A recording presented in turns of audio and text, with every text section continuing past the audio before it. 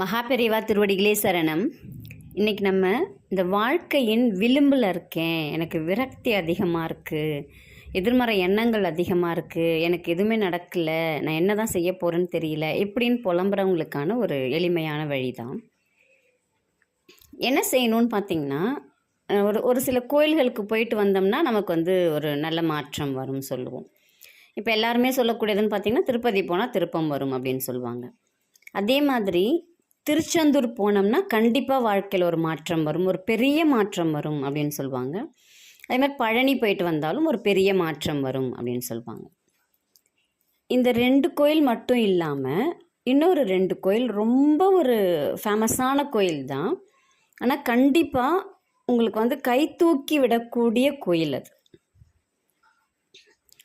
எனக்கு ஜாதகம் தெரியல, நான் ஜாதகம் போய் பார்க்குறேன், ஆனால் அவங்க சொல்கிறது எதுவும் எனக்கு நடக்கலை, எனக்கு என்ன பண்ணுறது, அடுத்த கட்ட நகர்வுக்கு நான் என்ன செய்யறதுன்னு தெரியலை அப்படின்னு சொல்கிறவங்க, வீட்டில் ஏதாவது தோஷங்கள் இருக்கா என்னன்னு தெரியல, நல்ல காரியங்கள் நடக்க மாட்டேங்குது அப்படின்னு நினைக்கிறவங்க, சிதம்பரம் ஒரே ஒரு தடவை போயிட்டு, ஆனால் மன நிம்மதியோட நல்ல ஒரு சாந்தமாக நிம்மதியாக போய் பார்த்துட்டு வர மாதிரி போகணும். ஹரிபரியில் போயிட்டு உடனே ஓடி வர மாதிரி செய்யக்கூடாது. நல்லபடியாக போய் நடராஜரையும் சிவகாமி அம்மாவையும் கண் குளிர பார்த்துட்டு ஒரு மணி நேரம் அங்கே உட்கார்ந்துருந்துட்டு வாங்க. உங்களுடைய மனது எப்படி மாறி இருக்குன்னு மட்டும் பாருங்கள். எப்பேற்பட்ட தோஷங்களாக இருந்தாலும் சரி, எப்பேற்பட்ட பிரச்சனைகளாக இருந்தாலும் சரி, தீர்த்து வைக்கக்கூடியவர் தான் நடராஜர். இதெல்லாமே சித்தர்களுக்குரியது தான். அடுத்த கோயில் பார்த்தீங்க அப்படின்னா, நினைத்தாலே முக்தி கொடுக்கக்கூடியது, எல்லாருக்குமே தெரிஞ்சிடும், திருவண்ணாமலை. ஆமாம், திருவண்ணாமலையே தான். ஒரு தடவை திருவண்ணாமலை போயிட்டு வாங்க. நம்ம இருந்த இடத்துலேருந்து வேண்டினோம்னாலே நமக்கு அருளை மழை மாதிரி பொழியக்கூடியவர், அருவி மாதிரி கொட்டக்கூடியவர் சிவபெருமான். நம்ம அங்கே போனோம்னா கண்டிப்பாக அவருடைய கடைக்கண் பார்வை நம்ம மேலே படும், நமக்கு இருக்கக்கூடிய பிரச்சனைகள் தீரும், நம்ம என்ன செய்யணும் அப்படிங்கிற வழியை சிவபெருமான் காட்டுவார். இது ரொம்ப கஷ்டம்லாம் நம்ம நினைக்கக்கூடாது. ஆனால் இன்னொரு விஷயமும் இருக்குது இதில். என்னென்னா, அவங்க நம்மளை அழைத்தால் தான் நம்மளால் போக முடியும்.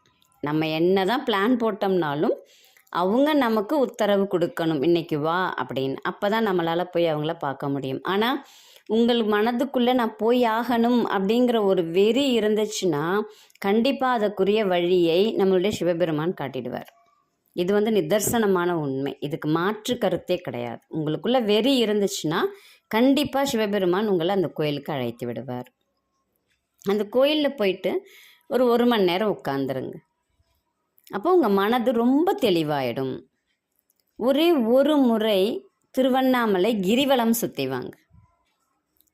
ரமணர் ஆசிரமம், சேஷாத்ரி சுவாமிகள், விசிறி சுவாமிகள், இந்த ஆசிரமெல்லாம் நீங்கள் உள்ளே போகலன்னாலும் நீங்கள் வெளியில் அவங்க நடந்த இடம், அந்த மண்ணெல்லாம் மிதிக்கிறீங்க அப்படின்னாலே உங்களுடைய தோஷங்கள் தானாக விலகும்.